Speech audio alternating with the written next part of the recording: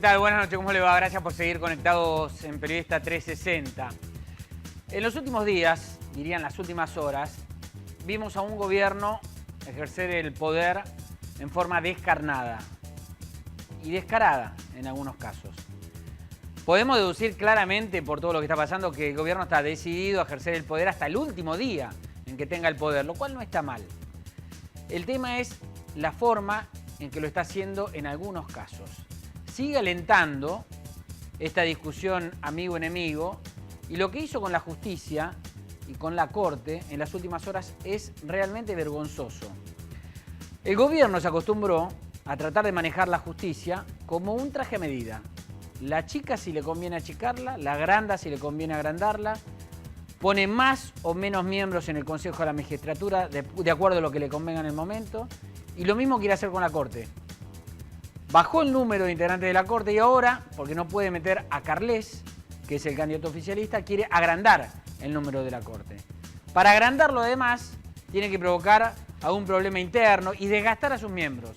Atacan a Lorenzetti, que acaba de ser elegido nuevamente presidente, y la verdad que en forma vergonzosa atacan a Fait, un hombre que fue designado en 1983 y que todavía sigue siendo miembro de la Corte.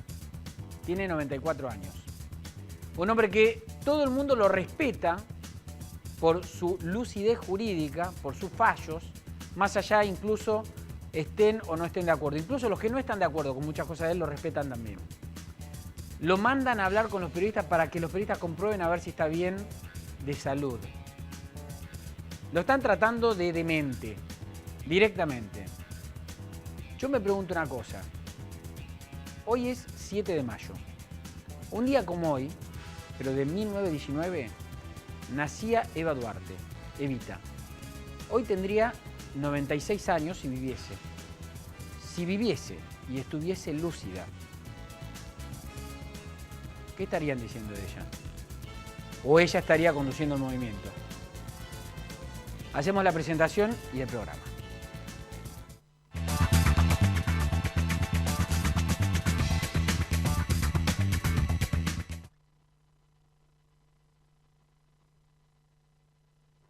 Crecer es brindar oportunidades.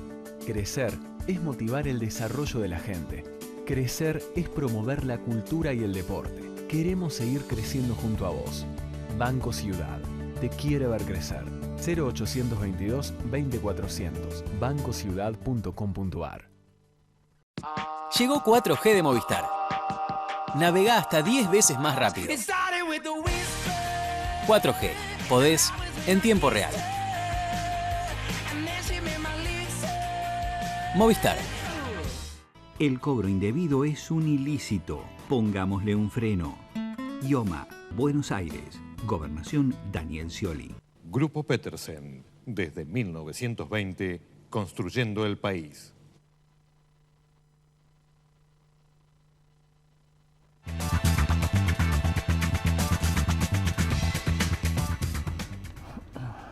Bueno, vamos a empezar hablando de las negociaciones últimas que hay. Negociaciones y no negociaciones con los sindicatos por el tema de ganancias, el tema de salarios. Está bien difícil la cosa, con varios rubros.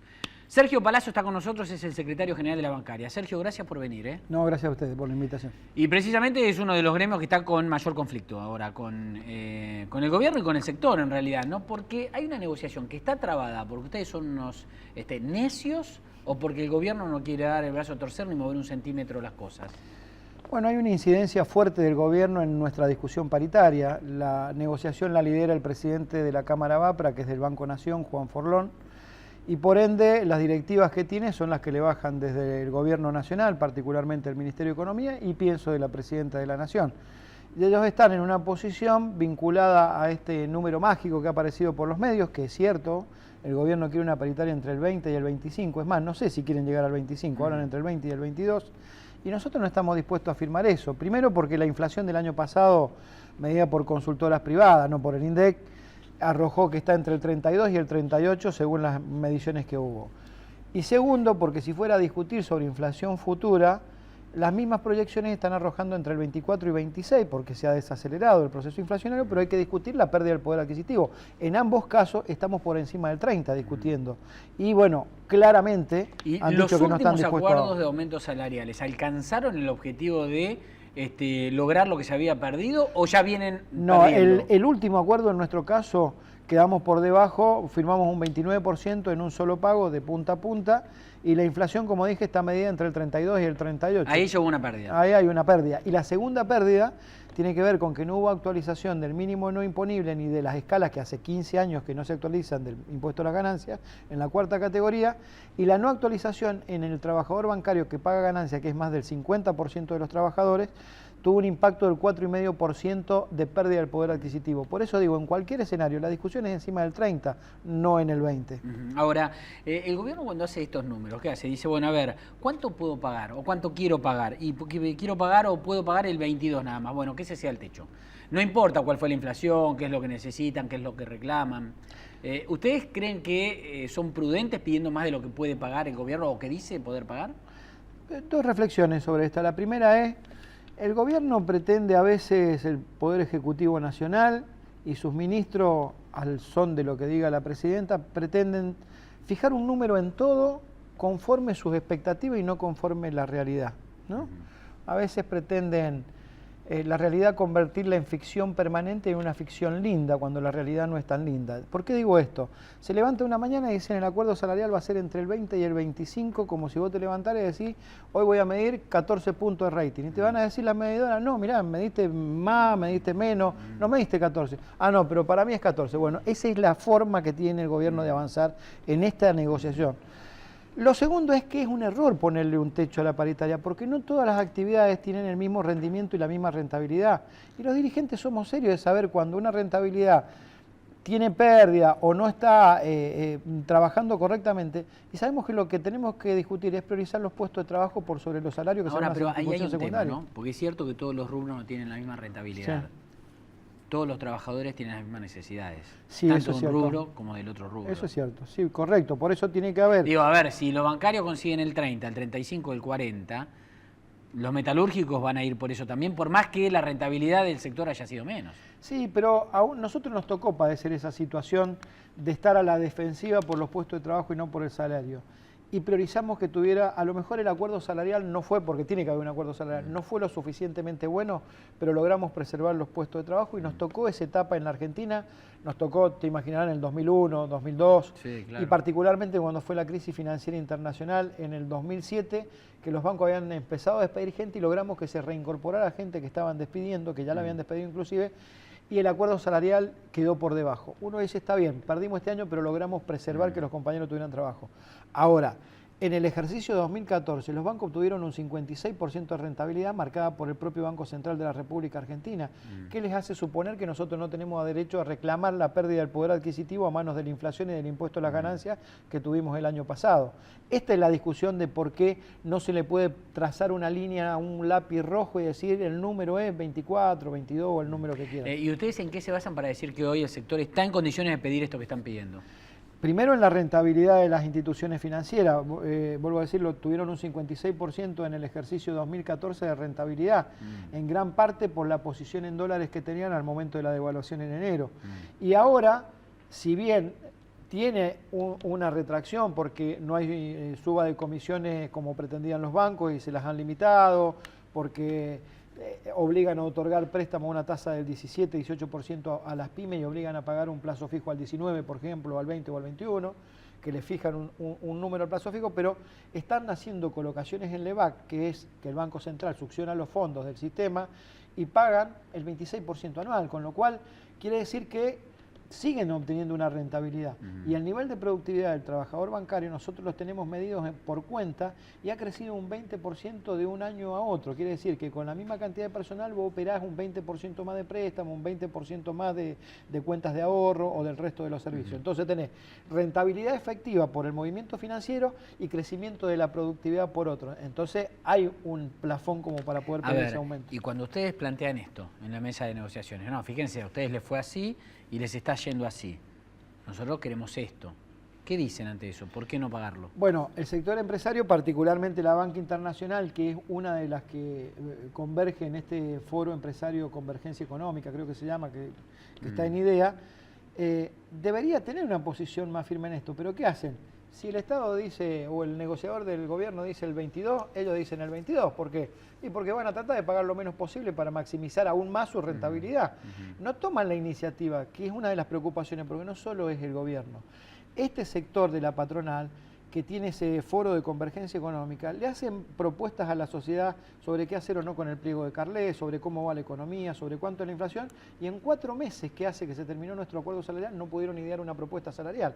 Entonces también es una actitud especulativa, esconderse detrás del Estado para que el gobierno pague todo el costo, y el gobierno pagará el costo que tiene que pagar, y ellos también, porque lamentablemente desemboca en un conflicto con medida de fuerza, que tiene pérdidas económicas para los bancos. Bueno, y que ahora están anunciadas ya, ¿no? Sí, hoy estamos terminando el segundo día, hubieron 2 días de las 2 últimas horas, se hicieron asambleas con interrupciones de actividades. Aprovecho y pido disculpas obviamente a los usuarios de los bancos, pero quiero decirle que hoy es el día 127 desde que finalizó nuestro acuerdo salarial, y después de 127 días, 4 meses y algo más, no han hecho una sola propuesta de cuál va a ser nuestro salario en el ejercicio. ¿Con reclamos en el medio o no? ¿Ustedes se olvidaron? Sí, por supuesto, no, nosotros tuvimos un acuerdo, a partir de los reclamos, un acuerdo puente que iban a dar 3 sumas por enero, febrero y marzo, que eran un adelanto de paritaria, y el 15 de marzo tenían que hacer una propuesta, nunca lo hicieron. Y hemos tenido 4 o 5 reuniones, y para colmo en la última el representante de ABAPRA, los bancos públicos que lidera la negociación, nos pide un cuarto intermedio para que nosotros analicemos las medidas económicas de impuesto a las ganancias que había tomado Kicillof. 5 minutos duró el análisis, porque ya sabemos qué decirle. Le dijimos, se acabó el cuarto intermedio. No tenemos propuesta. Palazzo, usted es radical, ¿no? Sí, yo soy radical. Es raro estar hablando con un sindicalista radical. No debería ser raro por el origen del partido, que fue nacional y popular, pero sí, lamentablemente es así, porque en el radicalismo nunca... No, uno asume que si está hablando con un sindicalista es un peronista. Sí, bueno, es una rara avis, como dicen. Y además hay otra cosa, uno lo escucha hablar y tranquilamente podría ser un peronista. Es que el ideario del trabajador no tiene una bandera política.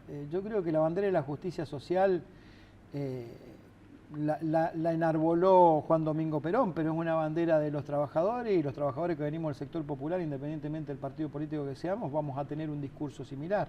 Es más, yo defiendo el modelo sindical que tiene profundas raíces peronistas, y lo defiendo porque fue una ley consagrada en el gobierno de Alfonsín, que fue la 23.551, que es la ley de asociaciones profesionales. Parece que mi correligionario a veces cuando cuestionan el modelo sindical se olvidan que fue una de las pocas leyes que fue votada por unanimidad en el Congreso, y fue en el gobierno de Raúl Alfonsín. La relación con el gobierno, con Cristina, no es buena. En este momento no transita un camino correcto. Y quiero decirlo, nosotros hemos acompañado política de este gobierno. Yo no soy un dirigente sindical obtuso que cree que todo está mal. Me parece, hemos acompañado la restatización de las AFJP, hemos acompañado la política vinculada a sostener el régimen de paritaria, pero no como pretenden en este último fin de mandato con un tope. Es el ciclo ininterrumpido de paritaria más grande de la Argentina. Estuve de acuerdo cuando se produjo el cambio de la Corte Suprema de Justicia de la Nación, porque me parece que era un aire fresco, pero evidentemente el giro que se ha tomado últimamente no es el correcto. Desde que está Kicillof en el Ministerio de Economía, hubo una devaluación que la pagaron los trabajadores con el poder adquisitivo del salario. Las tasas de interés las llevaron al 28% para enfriar la economía. Ampliaron la base tributaria sobre el trabajador, cada vez son más y cada vez se paga más de impuesto a las ganancias, y como corolario de una serie de desaciertos ahora pretenden ponerle un límite a las paritarias en la discusión, con lo cual claramente me parece que tomó un sesgo que es más el manual del liberal que el manual del progresista. Ahora, si tanto peronistas como radicales tienen la misma base, el mismo discurso, las mismas necesidades, defienden la justicia social desde el mismo lado, ¿por qué hay 2 CGT? ¿Por qué están quebrados en el medio? La división de la CGT obedece a una serie de factores, ¿no? El primero de ellos tiene que ver con algunos personalismos que a veces uno los tiene que dejar de lado. Yo creo que cuando se arma una lista en la CGT, uno tiene que ser consciente de qué es lo mejor para conducir la CGT en ese momento. Y a veces los personalismos de organizaciones o de candidatos propios de esas organizaciones hace que no se logre una unidad. Lo segundo es definir con anterioridad al armado de una lista de cuál va a ser la CGT, cuál es el plan de trabajo. Que este es el error que cometemos los dirigentes sindicales. Discutimos los cargos y los espacios de poder y no discutimos qué queremos respecto a la educación, a la justicia, al trabajo en negro, al empleo, a los salarios. Porque si esto estuviera claro, no importa si después nos tenemos que llevar bien o mal con un gobierno en función que conteste con este proyecto. Lo que pasa es que no tenemos proyecto, o lo que tenemos son consignas, títulos, y cuando viene el momento de que nos vamos a pelear con el gobierno, algunos son más oficialistas, otros son más opositores y termina produciéndose una fractura. ¿Se unifica la CGT antes de que termine el gobierno de Cristina? Si continúan con este avance sobre las organizaciones sindicales y sin dar respuesta, creo que se va a aligerar una unificación. Ahora, si no fuera así, la lógica del movimiento obrero indica que cuando hay cambios presidenciales siempre hay unidad del movimiento obrero para crear una CGT, para contraponer un poder muy fuerte de legitimidad que va a tener un presidente que viene por el voto popular mayoritario, tenés que tener una CGT unida. Si la tenés en 5 pedazos como hoy, cuando termine el mandato el que venga de presidente, la vas a tener en 10 pedazos partidos. Bueno, pero hoy parece estar desbalanceado el tema, ¿no? Hoy el poder está mucho más de un lado que del otro que está partido. ¿El poder sindical o el poder político? No, el poder político con el poder sindical. Por supuesto que ha hecho un aprovechamiento de la división y es más, sostengo firmemente que es el propio gobierno el que ha alentado la división del movimiento obrero. Por eso digo. Yo lamento, bueno, algunos compañeros tomaron el camino de la fractura pensando que iban a obtener desde el gobierno soluciones al problema de ganancias, soluciones al problema de los fondos que se tienen incautados de las obras sociales, tener un acercamiento para conseguir cosas y claramente al término del mandato de la presidenta no lo obtuvieron. Me parece que hay que hacer una reevaluación de esa decisión que tomaron, en el caso de aquellos compañeros que la tomaron, aquellos que nos fuimos de la CGT a Sopardo, porque también se convirtió en un partido político, es decir, opositor. Yo sostengo que tiene que haber una CGT que no sea partidista, pero sí politizada, que discuta política. Lo que no tiene que hacer es discutir política partidaria. Para eso cada uno tiene su comité o su unidad básica. Por último, ¿la bancaria cuántos afiliados tiene? En este momento 67.850 afiliados. Pasó por años de turbulencia Sí. la bancaria. ¿Cómo está ahora? Nosotros pasamos por una crisis institucional muy severa, muy aguda, por todos conocida, que culmina con la detención de quien era nuestro secretario general, y nos dimos un tiempo profundo de transformar el sindicato. Nosotros en los últimos 3 años hemos obtenido 36.000 afiliaciones nuevas a la organización sindical. Es una organización que nos dimos un debate entre los dirigentes que estábamos adentro de la organización para decir cómo salimos de esto, y lo mejor era con transparencia y mostrándole a los afiliados una actitud de compromiso y de participación. Hoy la bancaria califica en normas ISO ni más ni menos que en finanzas, en contabilidad y en pagos en un sindicato. Es decir, me parece que es un hecho importante de transparencia. Hemos generado más de 1000 elecciones de comisiones gremiales internas en todo el país en estos 4 años que han logrado legitimidad en los dirigentes, y hemos avanzado en un accionar gremial que nos ha posicionado como la tercera actividad mejor paga del país. Creo que eso tiene un reconocimiento de los afiliados, que en la última elección, hace un año que fue, fueron 3 listas y obtuvimos el 87% de los votos. Muy bien. Sergio Palazzo, gracias. Gracias a ustedes, muy por la amable. visita. Hacemos una pausa. Después vamos a hablar del tema justicia, el enfrentamiento, lo que está pretendiendo el gobierno, el caso Fight, concretamente, con el rector de la Universidad de Lomas de Zamora. Va a estar acá sentado con nosotros.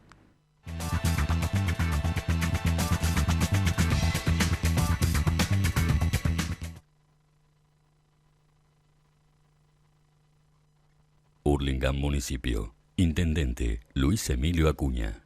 ¿Un instrumento? La guitarra. ¿Mermelada favorita? Rosa mosqueta. ¿Una prenda de mujer? Tanguita. Moscardelli, ¿probó con Quiniela Plus? Con Quiniela Plus tenés un pozo mínimo asegurado de 800.000 pesos y podés ganar con 8, 7, 6 y 5 aciertos. Lotería de la Provincia.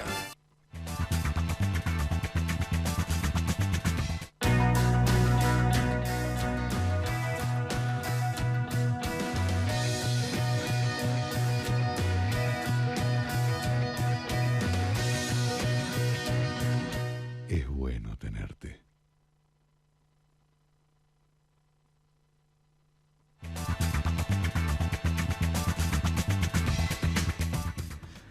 Bueno, gracias por venir, Diego Molea. Él es el rector de la Universidad de Lomas de Zamora, miembro además del Consejo de la Magistratura de la Provincia de Buenos Aires. O sea, varios temas podemos hablar, Gracias por venir, Diego. No, gracias a vos por invitarme. Fight, 94 años. Efectivamente, a los 75 se tienen que jubilar los miembros de la Corte. Fight ganó esto en la justicia, por eso sigue al frente de la Corte. Cuando él asumió, esa ley no existía. Por ende, es es uno de los ministros de la Corte Suprema y sigue ejerciendo esta magistratura. ¿Está bien lo que está haciendo el gobierno? Para nada. El gobierno está sometiendo a un escarnio público a un ministro de la Corte que tiene 97 años. ¿Yo qué dije? 94. 94. Antes en el principio del programa, 97. Bien creo. Sí, está son bien. 97, no tiene 94, tiene 97. Son 97. Sí. Es una edad avanzada, es cierto, pero someterlo a este escarnio, someterlo hoy a las presiones con el aparato de propaganda del Estado es realmente complicado. Y más sabiendo que hoy Fay tiene 97, pero también tuvo 93, 94, 95 y nadie decía nada. O sea, ahora de repente queremos analizar la edad del doctor Fay. Sí, claro, ahora el 97 está mal, pero hace un año no estaba mal. Claro. Entonces, ¿por qué pasa esto? Porque el gobierno tiene... ¿Y por qué pasa? ¿Cuál es tu teoría? Porque el gobierno tiene claras intenciones de quedarse con una mayoría automática en la Corte. Ajá. Y para eso necesita, primero, modificar la ley de composición actual para llevarla de 5 a 9, al contrario de lo que ellos mismos hicieron. Porque si nos recordamos lo que sucedió antes, la Corte de 9 miembros que tenía la mayoría automática de Menem, luego con un discurso progresista, el gobierno kirchnerista la redujo a 5, convocó y propuso a nuevos juristas que todos estuvimos de acuerdo. Con un proyecto de Cristina Kirchner como... Exactamente. ¿Por qué lo reducen? Lo reducen porque sostenían que 9 eran muchos, que con 5 podía funcionar bien la Corte. Creo que funcionó muy bien la Corte. Propusieron juristas reconocidos, el caso de Lorenzetti, el caso de Carmen Argibay, de Zaffaroni, el caso de Hayton de Nolasco. La verdad es que todos, y el mundo jurídico en especial, estuvo conforme con modificar la composición de la Corte, llevarla a 5 y que estén quienes hoy integran la Corte, quienes sean quienes la componen. ¿Qué sucede? Hoy el gobierno se enoja con Lorenzetti, el gobierno a través de eso genera una pelea pública con el presidente de la Corte y para mí lo hace porque tenía una intención. ¿Por qué se enoja con Lorenzetti? Creo que le descubrió la jugada a Lorenzetti, porque al gobierno esta composición actual de 5 y designando un ministro no le sirve de nada. Por eso lo de Carles era una bomba de humo, porque era nombrar solo un ministro más que no tenía injerencia en esto. Al gobierno lo que le conviene es volver a la composición anterior de 9 y tener que nombrar 5 ministros de la Corte. A ver, vos estás diciendo que Carles fue una figurita utilizada por el gobierno para en realidad hacer la segunda jugada que era, no lo bancan a Carles, entonces voy por la ampliación de la Corte. Claro que sí. Para ampliar la Corte no necesitas mayoría especial, necesitas la mayoría simple. Para Carles, para nombrar un miembro de la Corte, sí. 2 tercios. 2 tercios. Ahora, para modificar la ampliación, no. Con la mayoría simple que hoy la tienen en las 2 cámaras. Ellos modifican la mayoría y la composición la llevan a 9, tienen que nombrar 5 ministros de la Corte. Como no los van a poder nombrar hoy, porque no tienen 2 tercios, tampoco el próximo gobierno va a tener tanta facilidad en nombrarlo. ¿Por qué no van a tener facilidad? Porque el kirchnerismo va a quedar con más de 1 tercio de senadores. Con lo cual va a tener la posibilidad de negociar la entrada, por lo menos va a tener injerencia en la futura composición de la Corte. Exactamente. Entonces, ¿qué quería hacer el gobierno? En ese mientras tanto, con la Corte ampliada 9, en ese mientras tanto, que puede ser de años y años, componer la Corte o integrarla con jueces abogados. Y ahí es donde Lorenzetti se da cuenta y declara inconstitucional el nombramiento y la designación la lista de los conjueces. Exactamente, que es muy razonable porque lo habían designado no con 2 tercios, sino con mayoría simple. Sí, digamos, la interpretación de la Corte es que deben designarse los conjueces bajo los mismos parámetros para los cuales hay que designar a los titulares. Por supuesto, ¿por qué no? Y ahí es donde se enoja mucho con Lorenzetti. Y viene la segunda jugada. Ahora, yo digo, por ley aprobada por mayoría simple puede agrandarse la Corte. Viene el próximo gobierno. Por ley, por mayoría simple, puede acortarse de vuelta. Sí. Incluso antes de tener que empezar a conformar esa Corte con 9. Sería de un manoseo absoluto, totalmente, ¿no? Pero puede darse también. Bueno, este es el gran problema, digo, cuando hablamos de la institucionalidad del Poder Judicial, del respeto a su independencia, es lo que cuestionamos que hoy no hace el gobierno. Un caso muy claro es el de Rafecas. Rafecas fue demonizado por el gobierno hace un año y le pidieron el juicio político por la causa de Vudú. Ahora Rafecas es casi un héroe nacional porque no siguió con la denuncia de Nisman. Entonces no puede ser que el gobierno trate como amigo o enemigo a los jueces de acuerdo a cómo resuelven. Sí. Hay que aprender a bancarse las resoluciones judiciales. Claro, porque además la tentación de los magistrados muchas veces es, digamos, resolver como, digamos, para obtener un resultado, digamos, para ser amigo o ser enemigo. Claro que sí. Entonces, argumentar de una manera o de otra en el derecho para poder llegar o no llegar más cerca del gobierno. Exactamente. ¿Y vos crees que esto va a prosperar? ¿Que efectivamente van a votar en la ampliación de la Corte? Digamos, más allá de que es el objetivo. Creo que sí. Y hay que tener mucho cuidado, porque si llegan a ampliar la composición de la Corte, nos vamos a encontrar con un vacío jurídico importante, porque la van a aprobar en una ley con mayoría simple, como bien decíamos recién.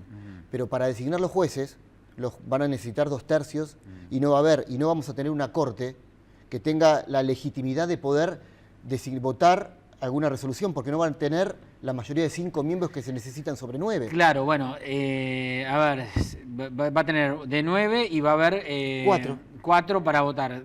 Hoy con 3 votos, exactamente. Sí, igualmente van a poder votar. Digamos, no se podría, lo que sí va a haber que van a tener que hacer es integrar la Corte con presidentes de las cámaras federales. Sí. Primero. Que actuarían como conjueces, digamos. Exactamente, son quienes pueden actuar como conjueces. Presidentes de cámaras federales o abogados designados por el Senado. Van a integrarla con presidentes de cámaras, sobre lo cual también hay que tener mucho cuidado. Creo que el gobierno está avanzando fuertemente sobre la justicia, con claras intenciones de tener desde ese organismo la posibilidad de controlar al gobierno que viene. Sí, da la sensación que el gobierno está armando un traje a medida con la justicia para generarse un refugio futuro. Cuando se vayan del gobierno. Nos corremos de la justicia 1 minuto nada más antes de terminar sobre el tema de educación. Rector de la Universidad de Loma de Zamora, ¿cómo está el nivel universitario en provincia de Buenos Aires? En términos generales. El nivel universitario, por suerte, sigue siendo muy bueno. Nuestra universidad es una universidad que tiene 45.000 alumnos y ya 50.000 graduados. Fue la primera universidad del conurbano bonaerense. Y es una universidad que le da la posibilidad a los trabajadores y a los hijos de los trabajadores de que accedan. El 80% de nuestros alumnos son primer generación de universitarios en su familia. Esto es la oportunidad que da la universidad. Ahora, lo que también tengo que decir es que los chicos que acceden a la universidad vienen con un nivel mucho más bajo que el de antes. ¿Que el de antes? Totalmente. ¿Les cuesta mucho más? Les cuesta muchísimo insertarse. ¿Y qué hicieron? ¿Bajaron el nivel de exigencia? No, para nada, no lo hacemos. Lo que hicimos fue crear algunos mecanismos opcionales para trabajar en la retención. Por ejemplo, tutorías a los chicos, cursos de técnicas de estudio. Buscamos la manera de que el chico tenga en el transcurso del inicio en la carrera universitaria la posibilidad de poder equiparar esa falencia con la que viene de la secundaria. Que la verdad que la secundaria, y más que nada la secundaria en las escuelas públicas del conurbano bonaerense, ha bajado su calidad y muchísimo. Diego Molega, gracias por la visita. No, muchas gracias a vos por invitarme. Muchas gracias. Nos volvemos a encontrar la semana que viene, el jueves, a las 10, pero sigan conectados con Periodista 360.